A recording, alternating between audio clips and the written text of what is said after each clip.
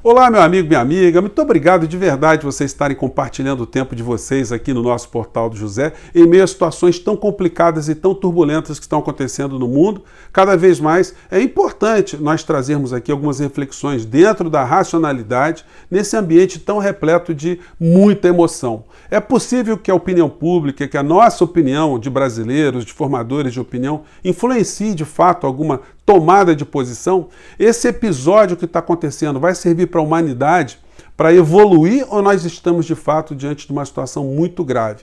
Acabou agora a reunião entre russos e ucranianos e nós vamos ver aqui o que desdobramento essa história pode ter. Eu vou evitar aqui de citar algumas expressões porque senão a plataforma ela não divulga tanto o nosso encontro aqui, porque faz parte das regras, enfim, em função das situações que estão acontecendo. Antes de mais nada, se você está chegando agora no nosso portal, seja bem-vindo, se inscreva, é muito fácil, é só ver o símbolo que está aparecendo aí no seu monitor.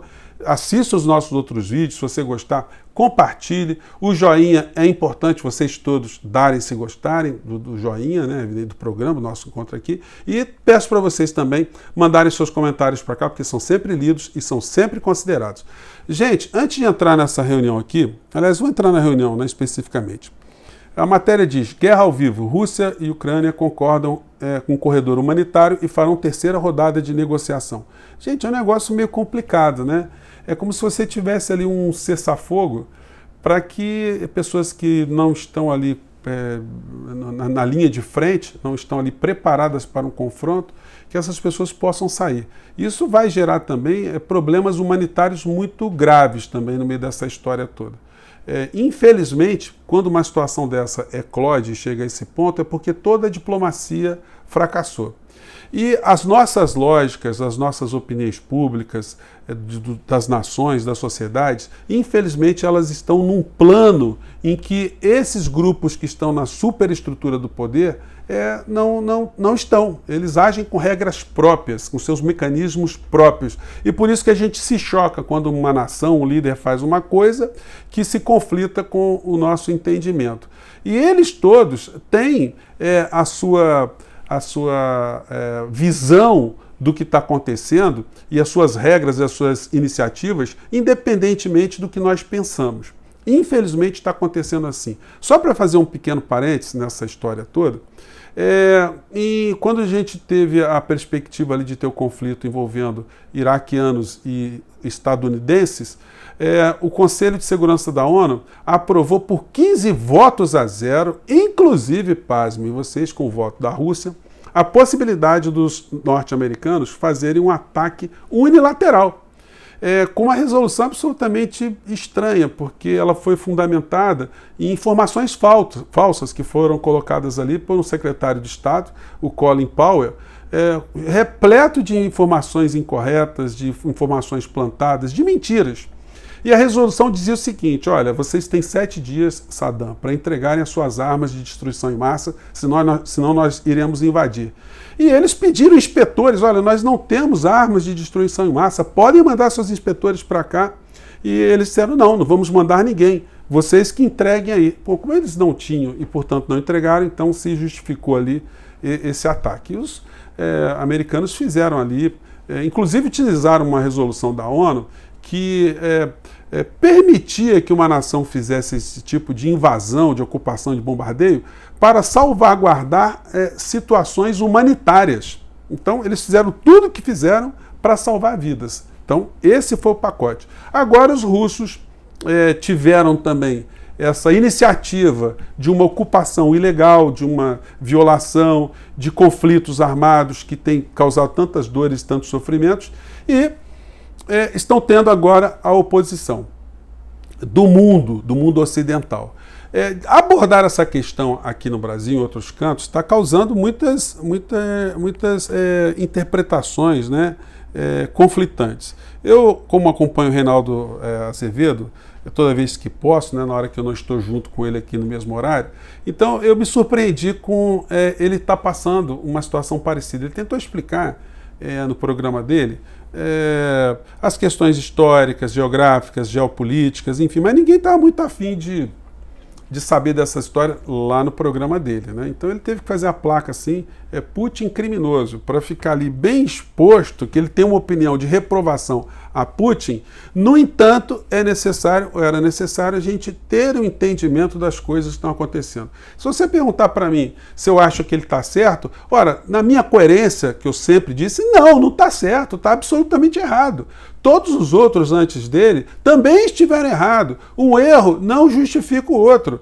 Essa situação que está acontecendo agora, ela deveria servir para a humanidade para nunca mais ela acontecer. Para nenhuma nação invadir a soberania da outra, para que nenhuma nação violasse direitos fundamentais de autodeterminação dos povos, que nenhuma nação interferisse no seu processo eleitoral interno de cada nação, que não violasse territórios, que não fizesse nenhum tipo de bloqueio econômico por discordar de determinada política interna de um país. Enfim, se isso servisse para isso, pelo menos a gente poderia dizer, olha, o conflito começou, teve uma série de baixas, uma série de situações desumanas, mas nunca mais nós teremos isso pela frente. Nós temos essa garantia? Não temos.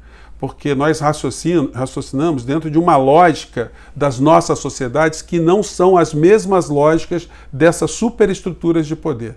Então é uma coisa muito preocupante, não estou falando isso de agora, né? Já comentei isso com vocês em outros programas, dos problemas que nós temos no mundo de conflitos geopolíticos. E esse livro aqui do professor Noam Chomsky, ele mais uma vez sublinha, ele escreveu esse livro antes, eu botei um vídeo para vocês aqui de 7 anos atrás, onde ele dizia do problema, da ameaça que nós estávamos tendo desde 2014, 2015, com as coisas que aconteceram na Ucrânia.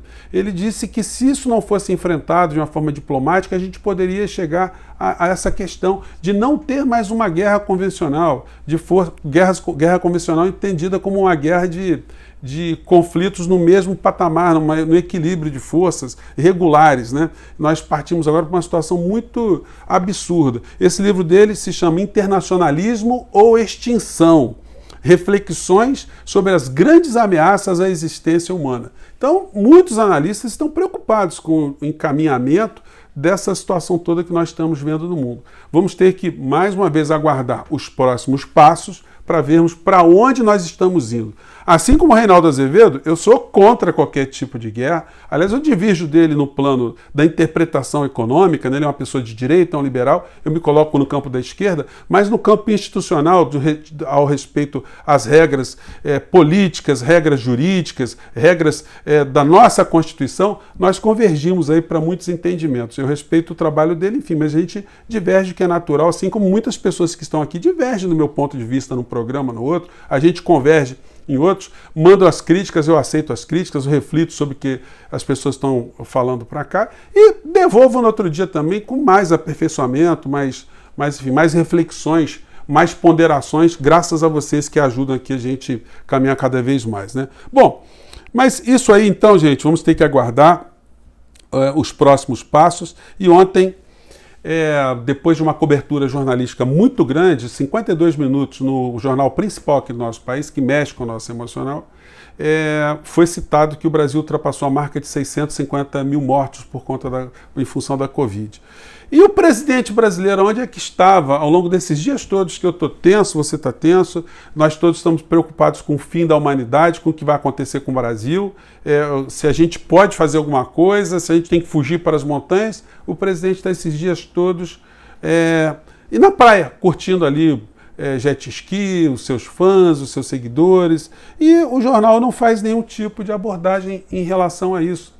O que é uma coisa muito chocante, porque são 650 mil pessoas que morreram aqui no nosso país, como se fossem vítimas apenas de uma nuvem de micróbios que se abateu sobre o nosso povo, sem nenhuma responsabilidade do governante, como se ele não tivesse influenciado tantas pessoas para se contaminarem, para abarrotarem as enfermarias, para criarem tantos problemas no Brasil, deseducar as pessoas do ponto de vista da saúde, da civilidade, enfim, não houve nenhum tipo de responsabilização, nenhum tipo de cruzada informativa do que estava acontecendo.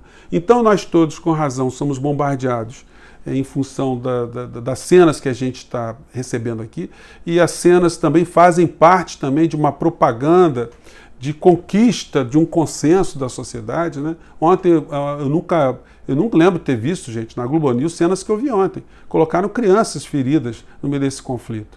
Isso não é por acaso, porque eles podiam cortar ali, mas eles não cortaram. Para comover, para chamar as pessoas cada vez mais para uma tomada de posição, um desenvolvimento, né, das nossas atenções para esse lado, o que ajuda também a esconder uma série de fatos que estão acontecendo aqui no Brasil. Então o presidente ele foi poupado dessa história, é uma situação jornalística incrível, e a gente vai vendo, né, que por trás dessas coisas que vão acontecendo. Bolsonaro agora quer usar a guerra para uma jogada absurda. Que jogada absurda é essa?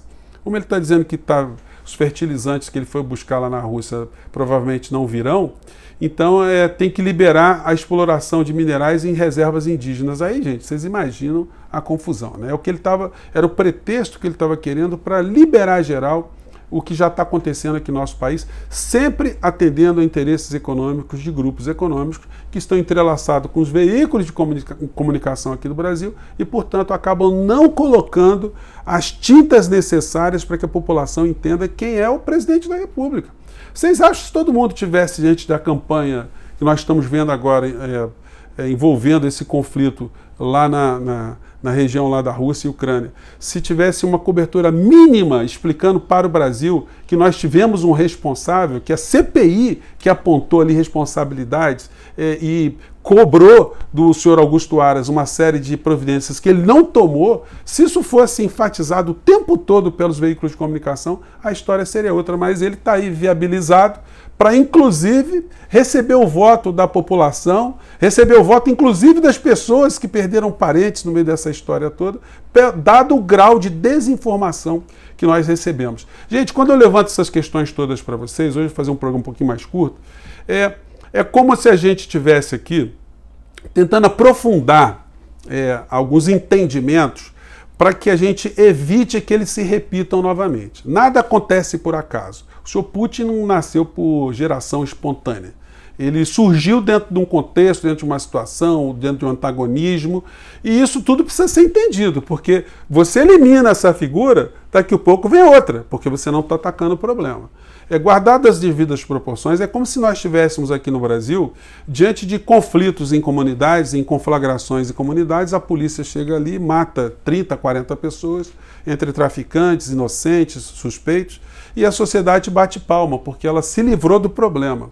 Ela não é convidada para refletir de onde é que vieram aquelas criaturas. Elas vieram de Marte, vieram do subterrâneo, ou eram crianças que estavam excluídas numa sociedade desigual como a nossa, que produz milhões e milhões de pessoas potencialmente inclinadas para caírem nesse tipo de situação. Uma criança que tem um lar, tem comida em casa, que tem uma estrutura mínima, tem dignidade, tem água, tem direito a esporte, a educação, a lazer, tem direito a sonhar. Essa criança vai para o crime por qual razão? Por que nós temos essa conflagração toda? Bem, a gente não é convidado para refletir sobre isso.